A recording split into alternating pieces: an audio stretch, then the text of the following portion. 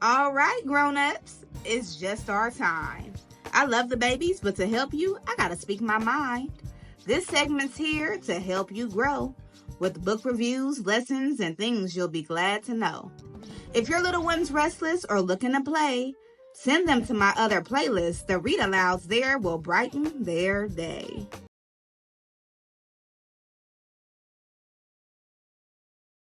Hello, beautiful people. Welcome back to the Teacher Lady Show. Thank you for joining me for this episode of the Teacher Lady Speaks. I'm Miss Erica, the Teacher Lady, your fairy godparent when it comes to sharing joyful stories and growing young minds. Now, every single week on the Teacher Lady Show, we have a different topic. And this week's topic is all about managing trauma. Whenever we experience difficult things, there is always a process in order to make sure that we are okay. And of course, we're using picture books to help us to, cope, okay? For this week's Read Aloud, we had A Terrible Thing Happened. And then on Wednesday, we had the Behind the Book review on that story. But today, we're going to be wrapping it all up with this episode of The Teacher Lady Speaks. Here on this segment, we use my experience teaching tiny humans to help enhance your experience raising them, okay? Now, this is done through resources, insight, and honest reflection from a well-seasoned educator. Hey, that's me, that understands just how hard love work can be. Now, on this topic, some very difficult things are going to come up, but my hope is that as we work through this episode together, you will have more resources to be able to support your child and whatever it is they may be going through. Be sure to check out the Read Aloud first, but for now, we're going to go ahead and jump into this episode of The Teacher Lady Speaks. You ready? Let's grow. Defining the topic for a child. What is trauma? Trauma is the aftermath of extreme devastation. Okay, so it is how our bodies often respond to things that are hurtful or that are scary. Oftentimes we'll have a physical reaction to something bad that has happened. You might lock up your arms or you might be constantly looking around. And these are all signs that you are experiencing trauma. So trauma is truly anything that overwhelms the child's ability to cope, to be able to focus, to understand their surroundings. This can happen all of a sudden. This can happen gradually over time. And it happens for a variety of reasons. Trauma can be anything from a child experiencing violence themselves or witnessing it, from them going through a devastating loss or experiencing grief, and so much more. So it is the response and kind of the aftermath of that bad thing that took place. And it's a very, very real thing. So explaining it to a child, I would explain it as when very hard and devastating things happen, oftentimes there is a result afterwards.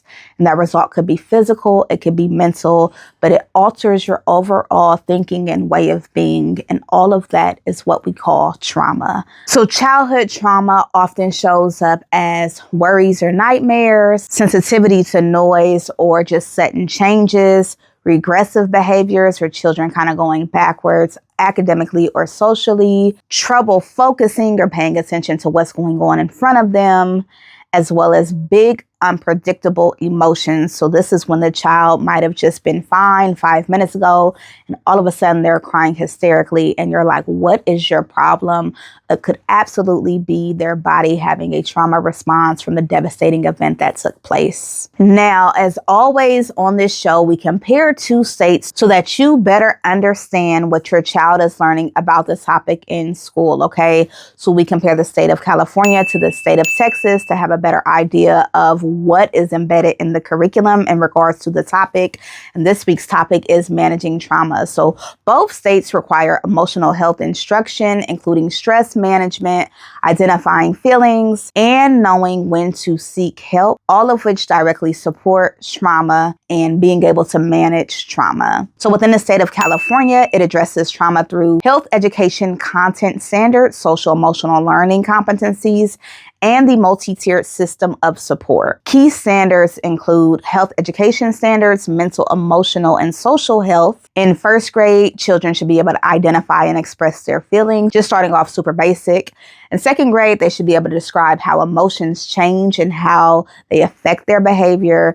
In third grade, children should be able to identify coping strategies for managing strong emotions. And then moving up to fifth grade, they should be able to explain how stress and emotions influence health and use coping skills. So all of these surround the idea of being able to manage or even express trauma. Okay. Now, underneath the health education standards, there's growth, development, and safety. In fourth grade, children should be able to identify trusted adults and seek help for safety concerns, including emotional safety. Underneath the transformative competencies, there is social awareness, which means recognizing and naming feelings, self-management, to be able to manage stress and cope with challenges, as well as relationship skills to be able to seek and accept support. And then under the trauma-informed practices guidance, the CDE explicitly encourages trauma-responsive school practices grounding instructions in healing, predictability, and belonging. So a lot that dances around the idea of trauma, managing your emotions, and just overall your well-being. Okay, now moving on to the state of Texas. The state of Texas have a curriculum that includes regulation, stress management, and safety in its health education and positive character trait standards. Now, underneath health education for grades 1, children are to be able to identify and practice coping strategies. In second grade, children should be able to identify and learn ways to manage those feelings. And then in third grade, they should be able to describe how to seek help from an adult when feeling frightened or overwhelmed. Okay. And then in fourth grade, children should be able to explain the impact of stress and describe healthy responses. In fifth grade, children should be able to describe positive self-management, self-talk, and help-seeking behaviors. So under the Texas Administrative Code, Title 19, Chapter 120, character traits such as courage, compassion, responsibility, and perseverance support conversations about healing and safety. Texas schools are expected to help children build emotional vocabulary, identify stress, and use healthy strategies and foundational trauma response skills. So I would say that both states dance around some of the things that are needed to manage trauma. Overall, I believe they come up short in terms of providing adequate frameworks for educators to be able to teach children how to manage trauma. And I believe schools in general come up short in terms of teaching parents how to help their child manage trauma. So hopefully this episode does play as a resource to help you be able to do so.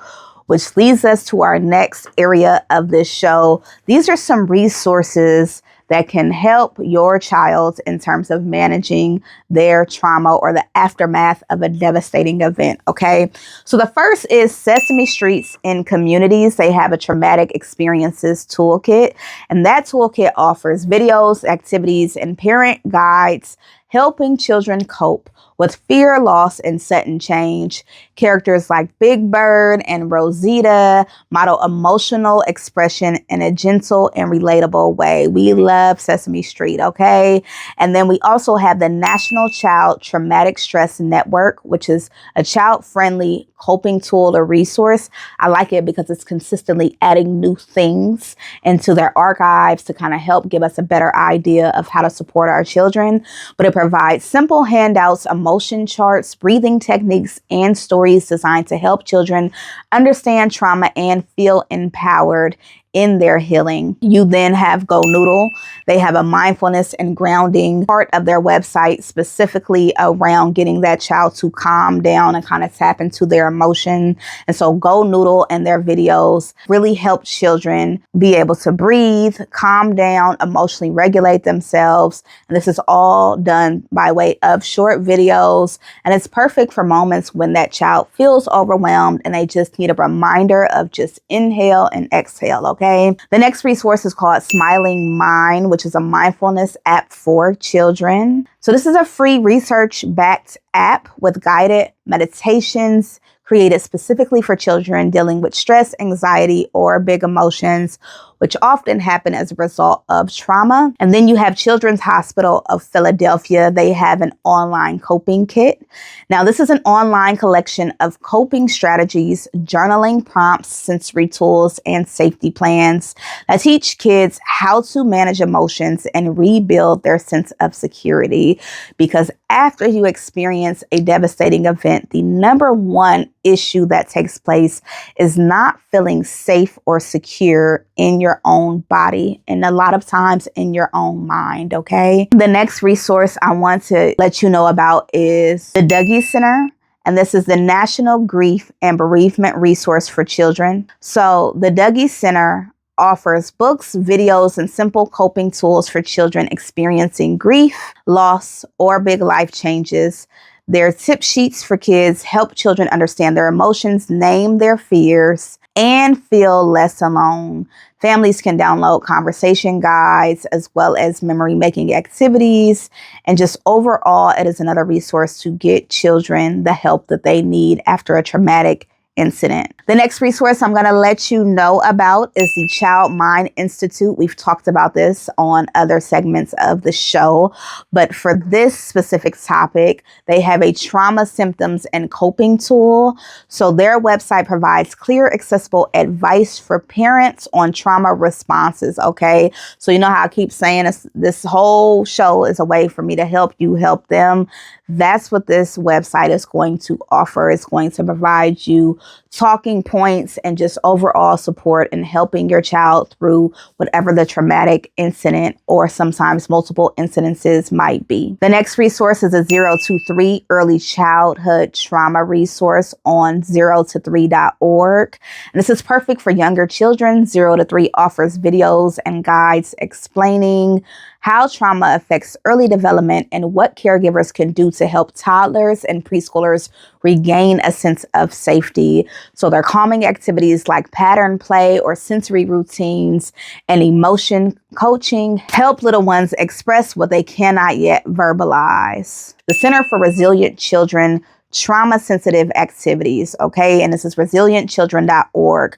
This resource gives parents and educators specific resilience building strategies like sensory grounding, breathing games, feelings check-in cards. Their trauma-sensitive approach focuses on connection, safety, and building small moments of control for children who feel overwhelmed. And then the last resource I'm going to share today, which of course, if you need more, please go onto my website, scroll all the way to the bottom till you get to the newsletter, give me your email address, and I will be sure to send you over some extra goodies. But for now, Kids Help Phone Youth Coping Strategies. So kidhelpphone.ca. Although this is in Canada, this site offers universal age-appropriate coping tools like journaling prompts, grounding strategies, and step-by-step guides for handling panics, flashbacks, or overwhelming emotion. It's written in warm, accessible language that empowers children to ask for help. Children also have the option of calling or texting in for support. And so I really love the idea of a resource where children have a safe way to be able to express whatever it is that they're going through. Is extremely important. Now, in America, a comparable resource would be called the Talk Line or Safe and Sound. So this resource is for parents struggling with their children. It's very useful because managing a child's emotion often brings up our own big feelings, and we need a safe outlet. So if you don't have anybody to talk to, that you feel like you're going to be judged or you're just uncomfortable, definitely check out Safe and Sound here in the United States to be able to get the support and the help that you need. Best practices when it comes to managing trauma. I think the first best practice is for you to fully understand that child's way of responding to an incident is specific for them. So oftentimes we have, what I call the trauma competition, where it's like, well, I went through this and my response was not as bad as yours and I had it worse. There's even this whole idea right now as we talk about the younger generation as if their problems are irrelevant to them and they need to get over it and they need to be stronger. But the way that trauma works is that we all deal with the same thing differently, which means the result of that thing impacts us differently. Now, what do I mean by that? I mean, two people could witness the same murder. And one person, it could completely shut them down. They could lose their ability to speak without stuttering. They could lose their sense of safety forever. They can struggle to breathe properly. They can have constant nightmares. And another person might be uncomfortable, but their brain doesn't react in such a massive way as the other person who experienced the exact same event. Now, I've done some research and science has not been able to exactly prove why, but overall, we respond to situations differently. This is also environmental. If you have a child that is being raised in a very safe and consistent environment, and then they experience a hardship, no matter how small we might think that hardship is, they might respond to that trauma in a very big way because for them it is traumatic. Their routine was disrupted. It's the same thing when you have children who are developmentally different. Okay, something like a sound or a light or a big explosion could affect and impact them very, very differently. And so the first best practice is to remove your lens. Remove how you would handle it, what you would do, how it wouldn't scare you, how it wouldn't be as devastating, how it's not that big of a deal, how you had it so much worse, how these new kids don't know nothing about it. Remove all of that energy so that you can see your child for what it is that they're going through and experiencing. Because although our generation may have looked different or older generations may have looked different, whatever their pain point is extremely real for them. And it completely shuts them down when you laugh at what it is that they're experiencing, when you make fun of it, and when you make it seem like it's not that big of a deal. It really does make their traumatic responses worse because now there is shame and embarrassment where there needs to be acknowledgement and support. So that is my first best practice. My next best practice is to make sure that your child understands that they have a safe space whenever that thing does come up. So let's say they're experiencing grief, which we had an entire week on grief on this show. And so check that out if need be. But let's say that they're experiencing grief and in the beginning they don't want to talk about it. Continue to remind them that you are a safe space or resource whenever they do want to talk. Okay. And maybe it's not you. Maybe that is an auntie or an uncle, but that child needs somebody, one person at the very least that they can go to, even if it's a therapist, a school counselor. They need somebody where they can go to and they can say, today I can't handle it. Today I'm overwhelmed. Today I'm sad. Today the depression is worse. They need an outlet. You have to have one outlet for your child and understand that trauma and the response to a terrible event is not singular. It's not, oh, they cried all day Tuesday. Now that's enough and it's time to move on. It truly is a process. And because it's a process, you might not be the person that is able to manage and help with those emotions. Because likely if that child is grieving somebody or something, you're probably grieving it too, right? If they've lost a pet, you've also lost a pet. If they've lost a grandparent, you've lost a parent. And so you also got to be mindful that you might not be able to be the safest place to manage that trauma because you are actively experiencing and trying to get through your own. I have a belief that parents sometimes sacrifice too much. Like we don't have it to be able to sacrifice. And there is only so much we can give. Okay. Which brings me to my next best practice. You don't need to pick where it's not necessary. What do I mean by this? Here we go. I grew up in a home that had roaches. Okay. I cannot stand them. I think they're disgusting. I have very real emotions when it comes to the bug cockroach. Just the thought of it right now is already getting me warmed up, right?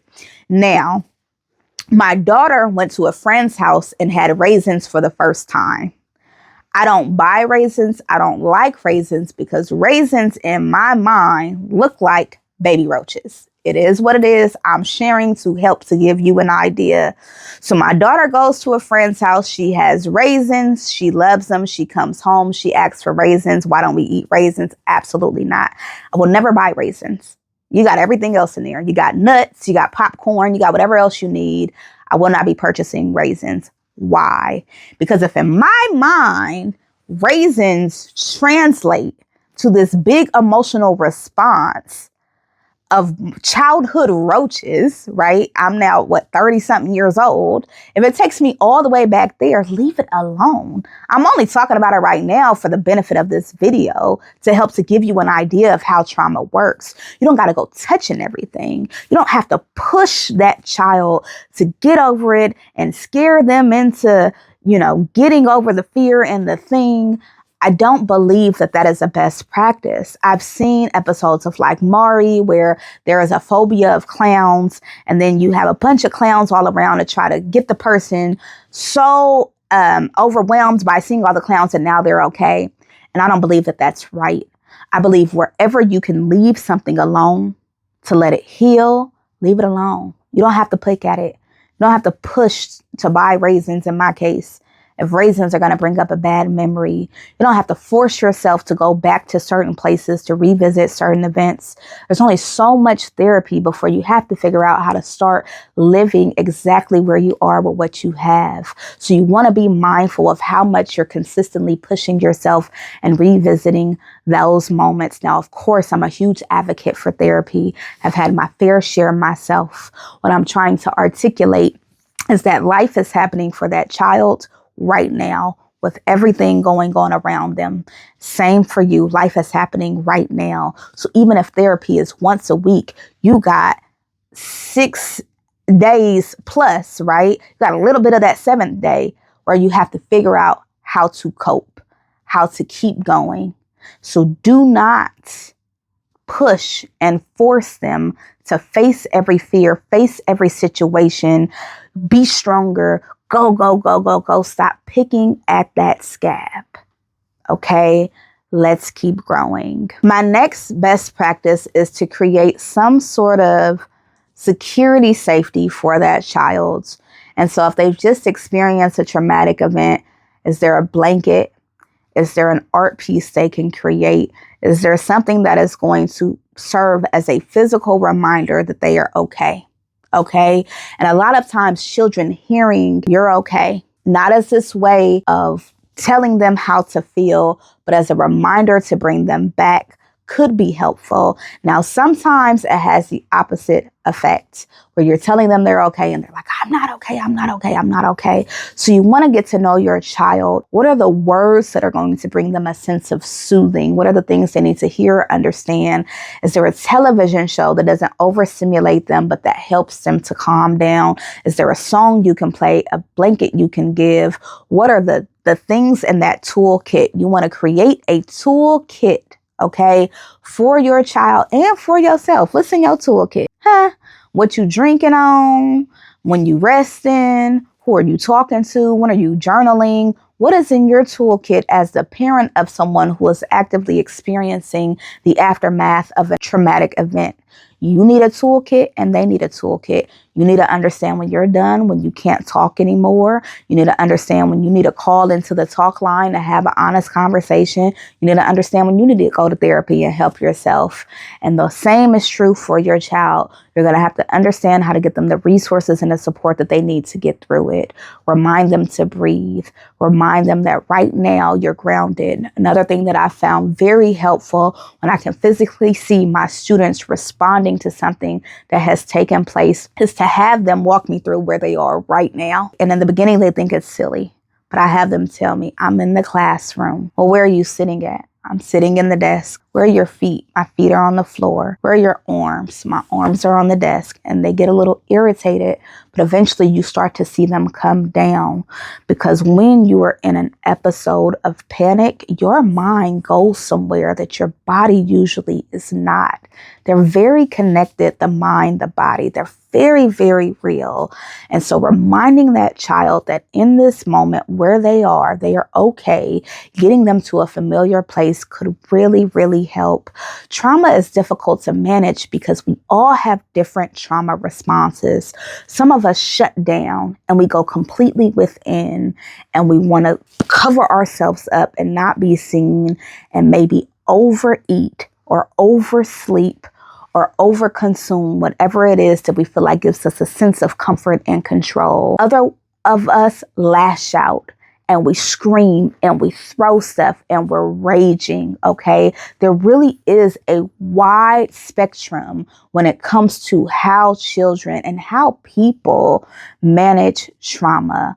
Oftentimes, we don't even realize if we're speaking to somebody a certain way or if we have a certain tone or attitude that we are responding to something that took place years ago. And so overall, understanding that there is a wide range of how that child deals with traumatic events and understanding what those are for your child and yourself. Everything in all of these episodes are applicable because adults are really just older kids, right? And so really understanding those things, you'll be able to combat them. If you know, wow, my child really does respond very loudly to bright lights and they get super overwhelmed and overstimulated in grocery stores. Well, maybe you're a single parent and you have to take your child grocery shopping. Can you take them at a time to where there are less people and less stimuli in that grocery store? Can you take them early in the morning? Can you take them, later at night? Is there a period to where that is reduced? We can't always fix everything, but the more that you understand about your child and how they respond to trauma, the more that you can put systems in place to try to help them through it. And then the last best practice, unfortunately, is to understand we don't always heal from everything. We continue to do life as best as we possibly can. I'm now having all of these thoughts around my own childhood, and you got to keep going. You have to keep growing. There is a level of resilience that comes to us as human beings. It's not easy, but it's possible. And so what you're trying to do is manage, not fix, not solve. That's why this episode is called Managing Trauma, because a lot of times it is, how do I now live with the devastating thing that took place, that loss, that violence that I experienced or witnessed, the things that were said to me? How do I keep going and live the best quality of life possible while simultaneously understanding the things that took place? Okay, let's keep growing. When to seek help. I would say for this section, you're going to seek help for your child when it is beyond your ability to help. So when you notice that that child's behavior are too overt, they're too big for you to be able to manage, when you notice that the child is starting to hit or hurt people in a way in which you can't seem to get to the bottom of, if you notice that they're completely depressed all the time, they revert into self, they're shutting down, they're not eating, they're not speaking. I always say for this section that you know your child extremely well. If they are regressing, meaning at one point they were vibrant and speaking and, maybe they experienced trauma, but they were still able to communicate and express their feelings, and now they've completely shut down, well, you know that that's not your child, and it might be time to seek some additional help, okay? So once you understand your child, you will know whether or not you can help them or whether or not you're going to need outside support. And that support might look like the guidance counselor on campus. Sometimes schools have a emotional support counselor of some sort. I would definitely check in with them. I always encourage you to check in with your libraries, with your local churches, with any other local community groups who have insight and resources on what to do after a child experiences a traumatic event. Along those same lines, go to your local doctor's office and let them know, hey, my child once behaved like this and now they're behaving like this. I would like for you to examine them, or I don't know how else to help them, or what have you. It's super important to speak up when you do not know. Okay? If you don't know how to do something, don't go and make it worse, right? You don't know how to manage their trauma, or it's gotten so bad you don't know how to help them. And so now you're frustrated and you're like, get up, come on. You're being aggressive towards them, which is actually making the situation worse because you're frustrated because you actually don't know what to do. So there does come a point where there are things that you cannot help with. I know for me with my child likes a lot of messy stuff and dirty stuff, okay? That slime, that's glue, that's paste, that's all sorts of things. And you would think, Erica, you're an educator, don't you? Like, no, I do not. I got a whole thing about stuff too touchy. It's not for me. Okay. So I go seek help. Send her to a school. All they do is touch stuff.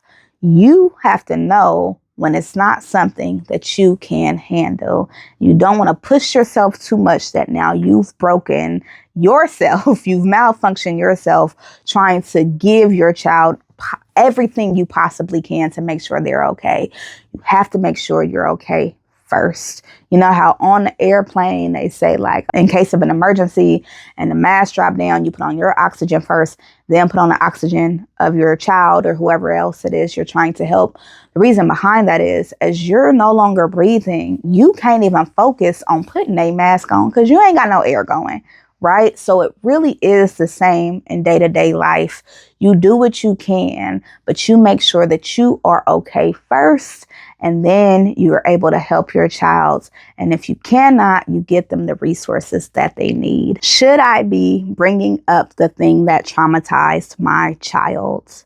To that, I would say maybe the first time, maybe the first couple of times. After that, I would give them the space to come to you. And so instead, I would say, hey, I'm here if you want to talk. Just letting you know that I love you. I would give these very gentle reminders to keep that door open, because you consistently bringing up, hey, are you okay? Your dog died. You okay? Your dog died. Remember, your dog died. Your dog died. Your dog. That is so overwhelming. Okay.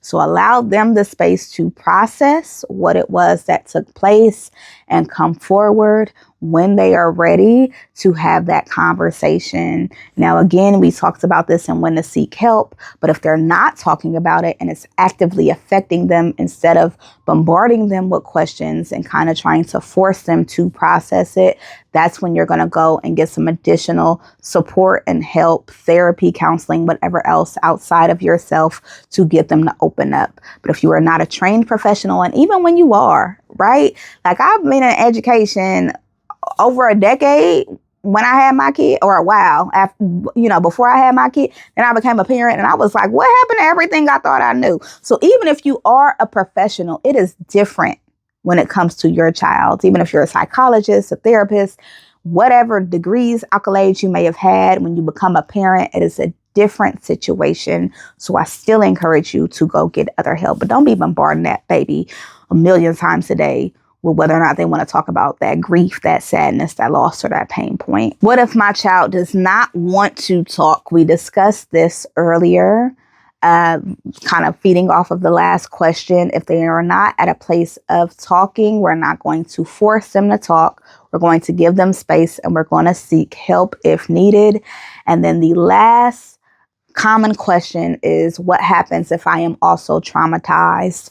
And we discussed this briefly. If you are also part of the event that has traumatized your child, you might have to get two separate kind of forms of help and support.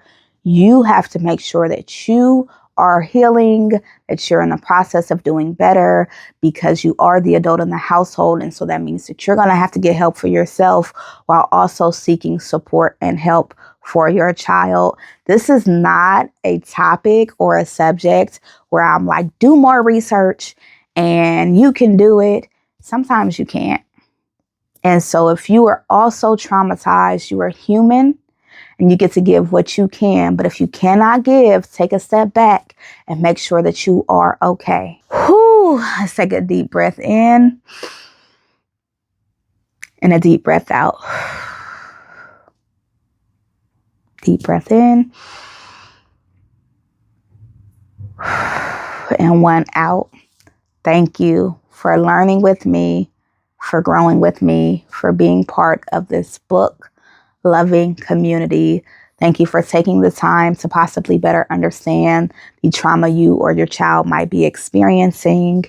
If you did not know, I am also an author and an illustrator of multiple diverse books, and I encourage you to check those out.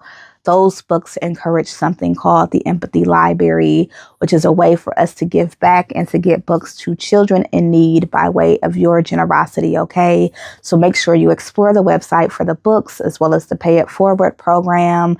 Make sure you check out other episodes or even topics that relate to it, like Grief Week. And thank you again.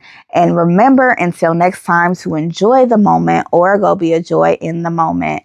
Bye.